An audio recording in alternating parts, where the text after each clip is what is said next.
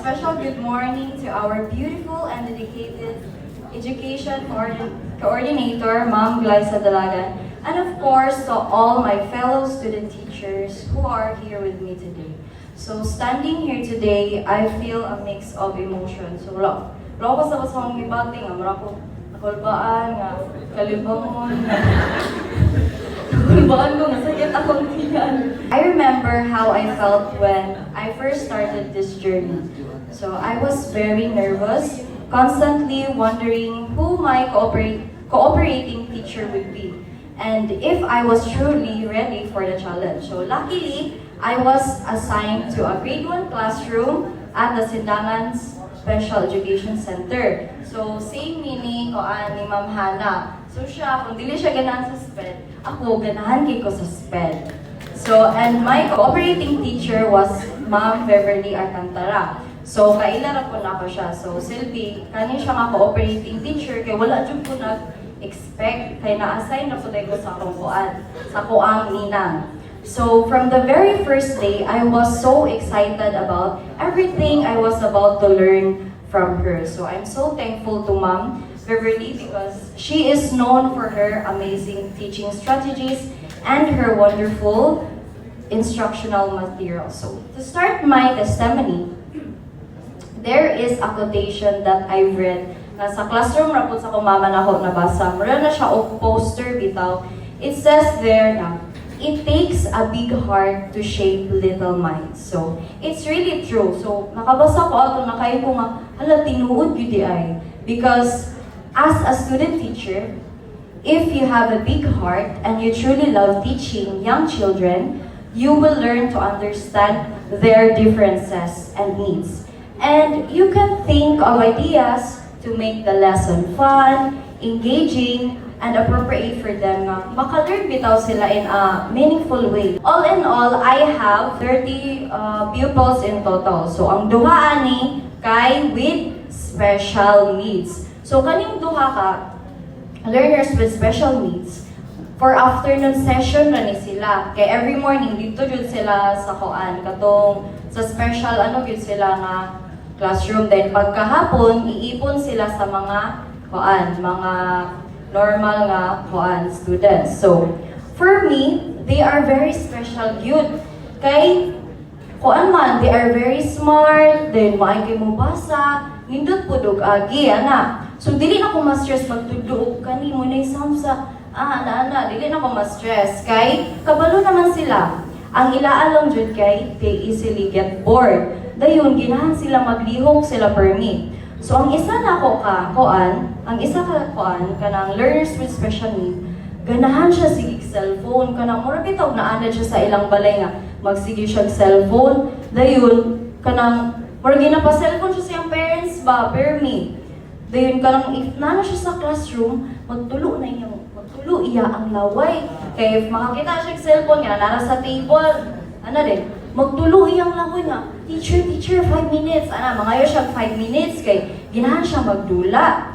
So, if mo ko nga niya, ako ato kay first time pa na ako nga naalit today, nakita siya sa kusip siyang 5 minutes din. Ako nga, no, ana po ko, kay wala pa ako na-aware. Lalo po ka nga, no, sit down, balik dito, sit down, ako balik din. Siya din, nasukuman na siya nga, no, cellphone din, dagan siya din. Gipamalo niya mga ulo si ang classmate, di ba niya? Tagsa-tagsa, ginaan niya pamalo din. Ano ko sa kong city, ma'am, okay rin na siya, ma'am. Siya nga, inana, ginahan na siya kanang cellphone. Siya nga, pero maayong kayo na masulat. Pabasaha gani din. Pasulata, pasolva gani. Kay every afternoon na mo, mag-anuman ni kanang math, bitaw, plus, minus, sila.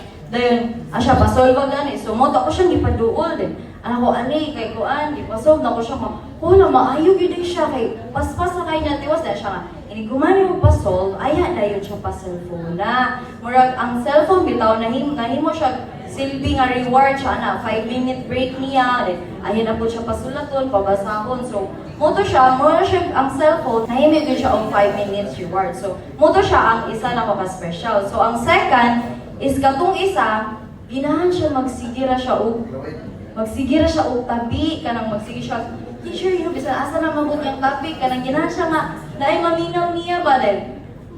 Pero inigpasulagon nimo siya, magtantrums na siya. So no, I don't want, dili siya ginahangread Dili po siya ganahan og kanang saba kayo. Unya atong time kay nauso man ang mga bata nga 6, 7, ano ba?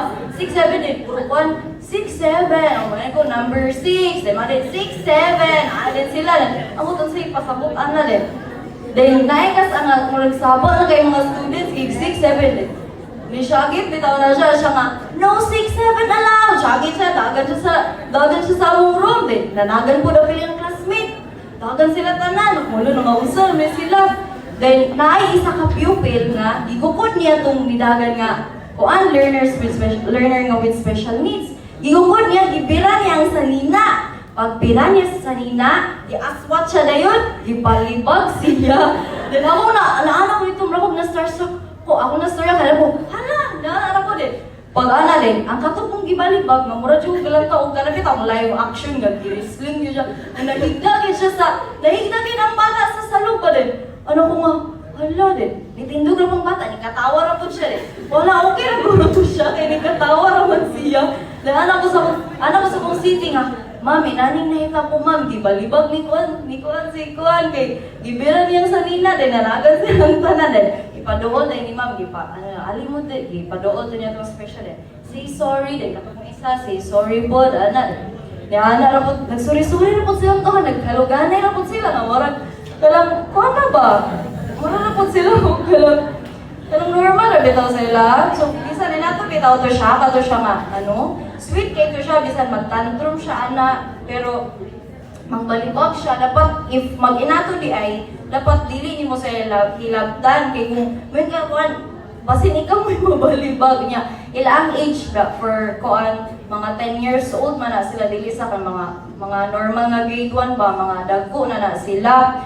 So, bisan na to siya bitaw, sweet to siya dyan yung pagkabata, kay ganahan na siya, sige siya sulti, mura na siyang magwali din. Magpasabak na siya, inigabot niya sa room, magpasabak na siya na ako, niya, bugak niya, din yung kuma. So, sige na lang, wala lang ko din, magchika-chika siya, pero mahawa na po dahil siya, anak. For me, bitaw, even inana sila, kay, opera para sa kuha, kay, kuhan, ganahan lang yun sila, they just need someone to understand them, nga makahandle sa ilaa. Kabalo bitaw ka nang mo atik-atik sa ilaa, bitaw, inana sila. So, during my duty, I experienced what a real classroom feels like yun. Mao na siya gitawag nila nga daw, natural chaos. So, as a teacher, it's a big responsibility yun You have to be a multitasker, you have to be flexible, kabalo dapat ka mo adjust, and what strategy to use. Kaya bisan pag mangugat na kadira og stulte, wala siya pinaminaw, wala nagyapon. So dapat na kay third eye sa luyo sa imong ulo para initalikod nimo, nadayoy na ilugan ng lapis, nagdagandagan, So, yung sila nga normal na gid na sa mga bata, sila ang sa ilang age. So naay one time during my pre-demo, gitry na ko tong attention grabber bitaw eyes on me, eyes on you kay confident iko kay gikan gud lang sa TikTok Paluliluto di anino para maminaw sila din. Ko, okay, listen to teacher. If I say eyes on me, you say eyes on you. Natingala ko na ini isa nga bata, siya nga, teacher, humana man miya na sa kinder. Siya? Alam ko sa kumay na tumalo, isaba ko manggit siya. Kuan lang ako nga, grabe ni mga grade 1, grade 1, pagkanik, kuan na. Bida-bida na siya, isabawa yarn. Anak na lang ko very good. Pwede pa niya siya sa grade 1 ron. Dumaga na to, ears on me, ears on you. So, nakuan na ako siya ato. So, ganahan ko sa mga bata kay,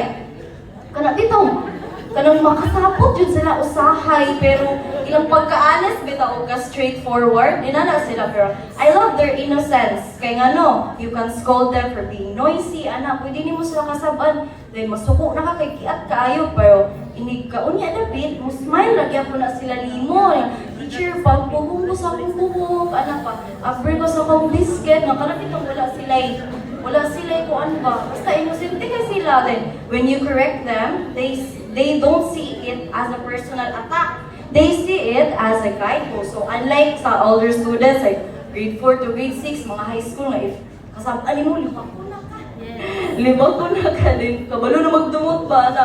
So, dili po doon tanan. So, ano lang. So, to sum it up, I'm so thankful to God for these wonderful experiences and to our beloved faculty of the Education Department. So, all along, I thought I was the one shaping these young learners. But, plot twist.